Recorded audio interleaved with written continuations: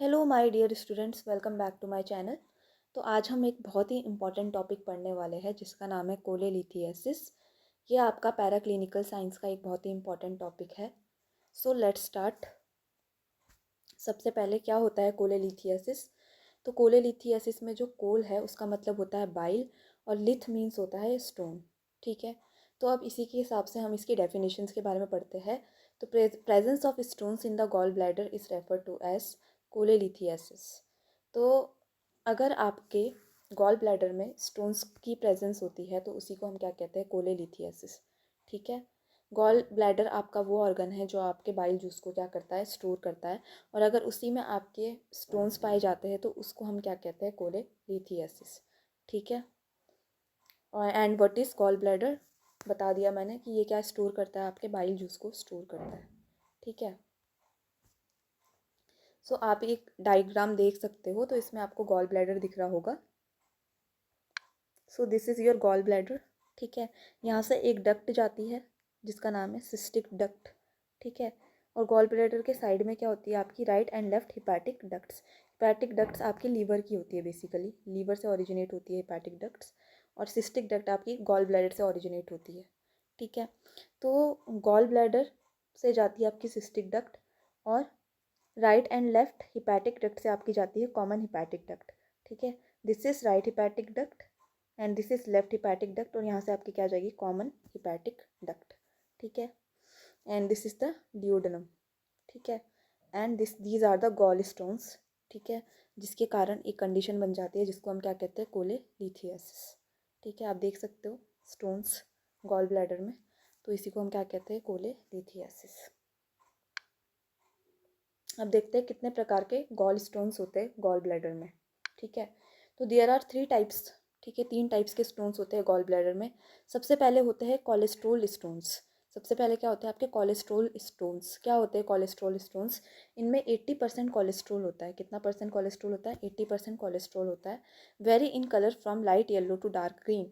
अब इसमें हमें 2 कलर के स्टोन्स मिलते हैं, एक तो लाइट येलो और एक डार्क ग्रीन। ब्राउन भी मिल सकता है। एंड ये ओवल शेप्ड के होते हैं, 2 to 3 सेंटीमीटर। ठीक है, pigment stones are small dark stones made of bilirubin, calcium salts and 20% cholesterols that are found in bile. तो सबसे पहले हमने कोलेस्ट्रोल स्टोन्स के बारे में पढ़ा, तो ये आपका फर्स्ट टाइप था। जो सेकेंड टाइप है आपका गॉल स्टोन्स का, वो है पिगमेंट स्टोन्स।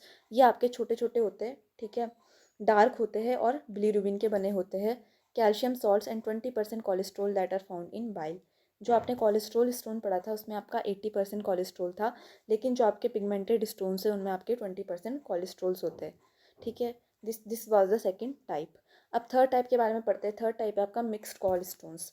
तो mixed call stones typically contains 20 to 80% cholesterol. ठीक है, 80% कोलेस्ट्रोल आपका कोलेस्ट्रोल स्टोन्स में था, 20% कोलेस्ट्रोल आपका पिगमेंट स्टोन्स में था। जो मिक्स्ड कॉल स्टोन्स है उनमें 20 से 80% के बीच में कोलेस्ट्रोल है। ठीक है, other common constituents are calcium carbonate, palmitate phosphate, bilirubin, and other bile pigments. Because of their calcium content, they are often radiographically visible.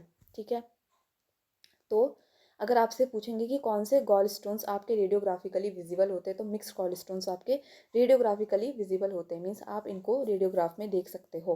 क्यों विजिबल होते हैं ये? क्योंकि इनका जो कैल्शियम कंटेंट होता है, ठीक है, वो है, इनमें कैल्शियम कंटेंट होता है, जिसके कारण ये रेडियोग्राफिकली क्या होते हैं, विजिबल होते हैं। क्लियर हो गया? 3 टाइप्स के स्टोन कौन कौन से बताए? पहला कोलेस्ट्रोल स्टोन्स, दूसरा पिगमेंटेड स्टोन्स, और तीसरा mixed gall stones. These were the types of gall stones that are found in gall bladder. अगला है पैथोफिजियोलॉजी। अब हम कोलेलिथियासिस की क्या पढ़ेंगे, पैथोफिजियोलॉजी पढ़ेंगे। Cholesterols gall stones develop when bile contains too much cholesterol and not enough bile salts. Two other factors are important in causing gall stones are. सबसे पहले होता क्यों है आपको कोलेस्ट्रॉल, गॉल स्टोन्स क्यों डेवलप होते हैं गॉल ब्लैडर में? क्यों डेवलप होते हैं? जब बाइल में बहुत ज़्यादा क्या हो जाता है, कोलेस्ट्रॉल, कोलेस्ट्रॉल की मात्रा बहुत ज़्यादा बढ़ जाती है और बाइल सॉल्ट्स की मात्रा कम हो जाती है। ठीक है, तो बाइल बाइल जूस में क्या हो रहा है, कोलेस्ट्रॉल की मात्रा बढ़ जा रही है और बाइल सॉल्ट्स की मात्रा बहुत ज़्यादा कम हो जा रही है। तो इसी के कारण हमारे गॉल ब्लैडर में क्या हो जाता है, कोलेस्ट्रॉल गॉल स्टोन्स की डेवलपमेंट हो जाती है। दूसरा है आपका incomplete and infrequent emptying of gall bladder.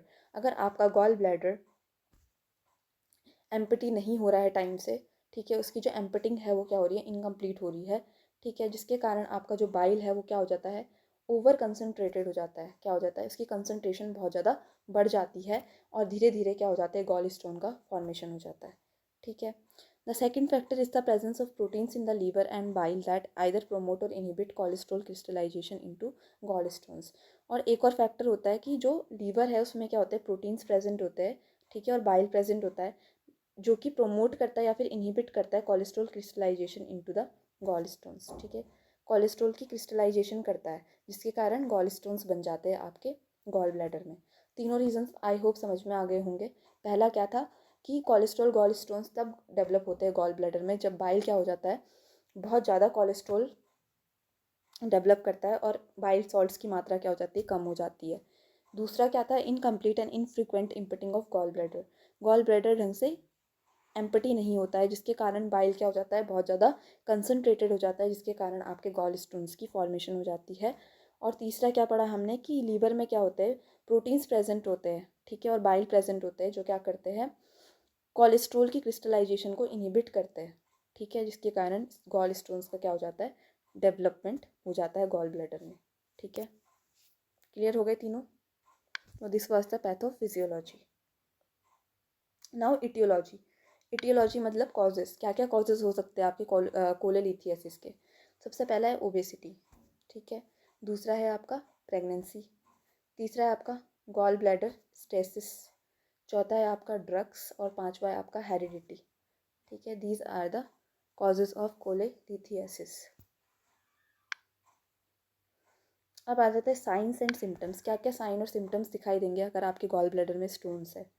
ठीक है, गॉल स्टोन्स में भी असिम्टोमेटिक, बहुत टाइम तक जो गॉल स्टोन्स होते हैं वो असिम्टोमेटिक होते हैं, मतलब कोई भी सिम्टम नहीं होता। दीज और gall stones are called silent stones, इनको हम कहते हैं साइलेंट स्टोन्स और इनको ट्रीटमेंट की रिक्वायरमेंट नहीं होती है। सिम्टम्स हमें कब दिखाई देते हैं, जब स्टोन्स क्या होते हैं, एक सर्टन साइज मीन्स अगर आपका स्टोन मोर देन 8 mm हो गया है तो आपको सिम्टम्स दिखाई देंगे। A characteristic symptoms of gallstones is gallstone attack. Gallstone attack भी एक कॉमन सिम्टम है आपका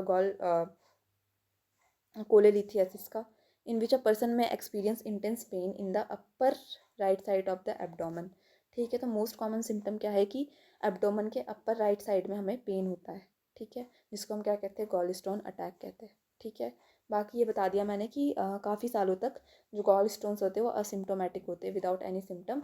और सिम्टम्स कब आपके शुरू होते हैं, जब आपका स्टोन का साइज़ मोर देन 8 mm हो जाता है। ठीक है, often attacks occur after particularly fatty meal and always happen at night।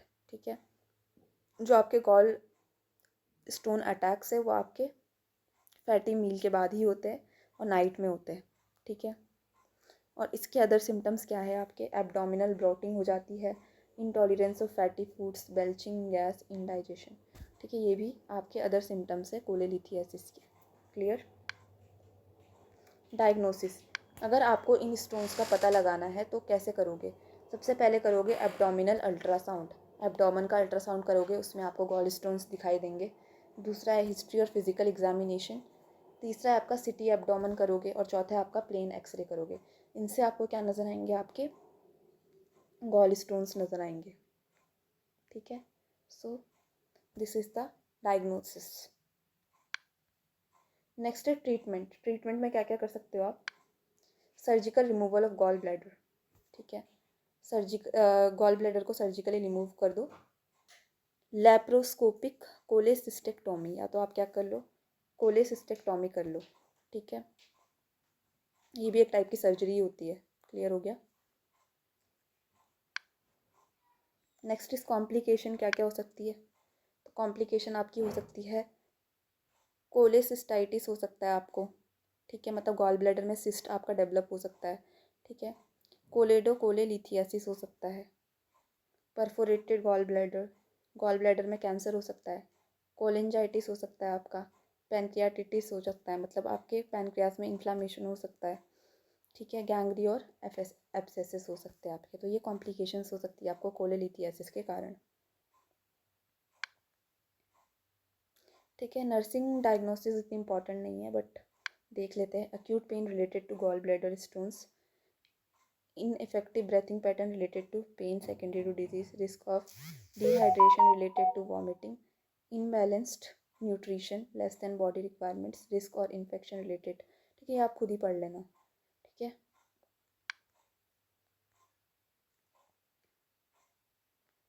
ठीक है, इतना इम्पोर्टेंट नहीं है, आप एक बार इसको रीड कर लेना खुद ही.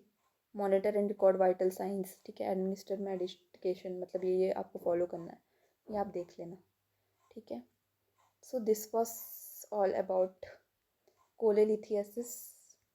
आई होप आपको समझ आया होगा. ठीक है,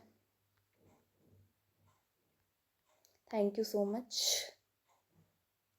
and like, subscribe and share my channel. Thank you.